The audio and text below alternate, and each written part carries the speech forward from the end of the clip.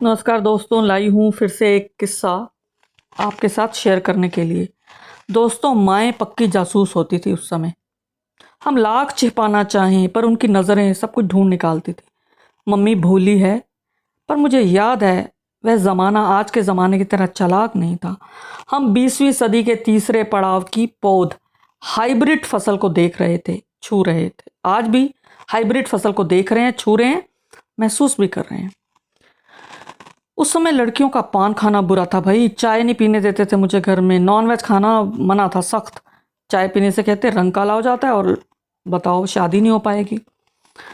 और हम सब बचपन में इकट्ठे खेलते थे, लेकिन जैसे ही बड़े हुए पाबंदियां लगने लगी। सिलाई, कढ़ाई, बुनाई, क्रोशिया, फैब्रिक पेंटिंग, गिलाफ बनाओ, चादरें बनाओ। किस लिए? दहेज के लिए। खाना बनाना सीखो ताकि अच्छी गृहिणी बन सको। मैंने गणित के डर से, मुझे बहुत डर लगता था गणित से, मैंने हाउस होल्ड ले लिया। चलो हिसाब किताब सीख लेंगे, बजट बनाना सीख लेंगे घर का। तब कहाँ पता था कि गृहिणी तो मैं बाद में बनूंगी, पहले तो मुझे कामकाजी बनना होगा। अच्छा, गिन जुन कर खर्च करना ना मुझे आज भी अच्छा नहीं लगता। मुझे लगता है कि जितना मैं खर्च करना चाहूँ मैं करूँ, और बचाती भी खूब हूँ आज भी। अच्छा, स्कूल की बातें करें तो मैंने बताया कि कोएड स्कूल था 8वीं तक। उस समय हमारी जो सखी थी, एक दो सहेलियां थी, कुमार गौरव की दीवानी होती थी। अमिताभ बच्चन, राजेश खन्ना, देवानंद की भी बहुत दीवानियां थी स्कूल में। मैं तो पढ़ाकू थी, 3rd पोजीशन आती थी क्लास में या 4th आती थी। अच्छा, स्लो साइकिलिंग में मुझे प्रथम स्थान प्राप्त हुआ। एक बार स्कूल में, एक बार कॉलेज में। दिन में मुझे सोना पसंद नहीं था। दोपहर को मम्मी तो सो जाती थी और हम चाची के साथ लूडो खेलते थे। फिर पापा ने एक बार लाल साइकिल दिलाई भाई को। अब भाई तो मुझे हाथ नहीं लगाने देगा साइकिल को।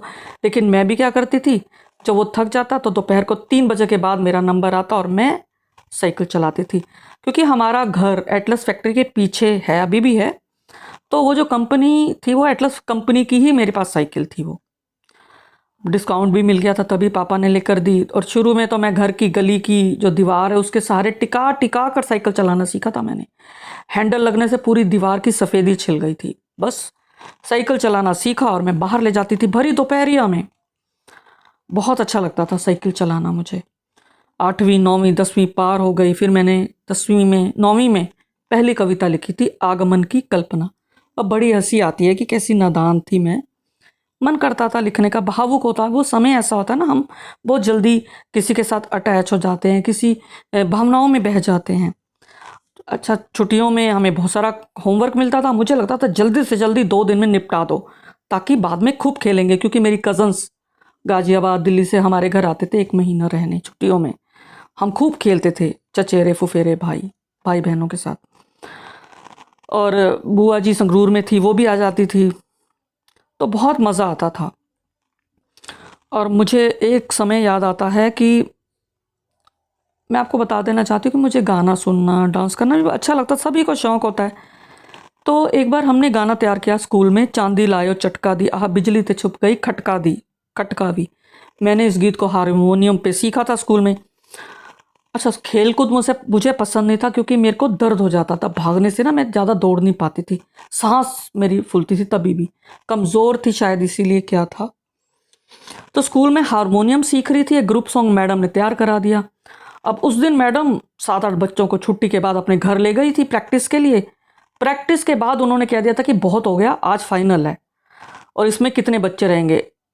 8 से हम 8 बच्चों से अलग अलग गवाया, ताकि उनको हमारी असली आवाज़ पता चल सके।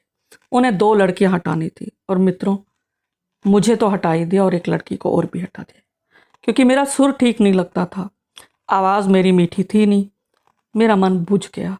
मैं बड़े दुखी मन से स्कूल वापस आई, डेस्क में से अपना बैग उठाया और पैदल पैदल घर को चल पड़ी।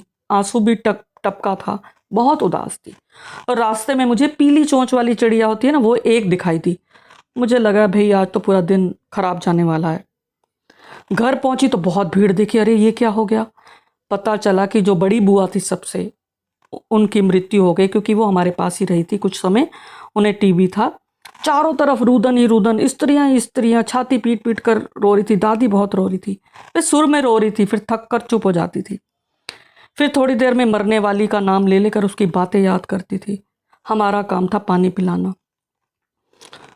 तो दोस्तों, मैंने पहली बार घर से ऐसे ही अर्थी को उठते देखा था, तब से मन में घर कर गया कि मेरे सुर ठीक नहीं है, मत गाओ मत गाओ। ईश्वर ने आवाज़ अच्छी नहीं दी, ऐसा सोचकर गायन से मन उखड़ गया। गाने से मन उखड़ा, लेकिन दोस्तों गाना सुनने से नहीं। आज भी मुझे गीत सुनना बहुत बहाता है, क्योंकि सारा तनाव मेरा उससे दूर हो जाता है। क्या आपको भी ऐसा लगता है दोस्तों? मुझे अवश्य बताएं। धन्यवाद।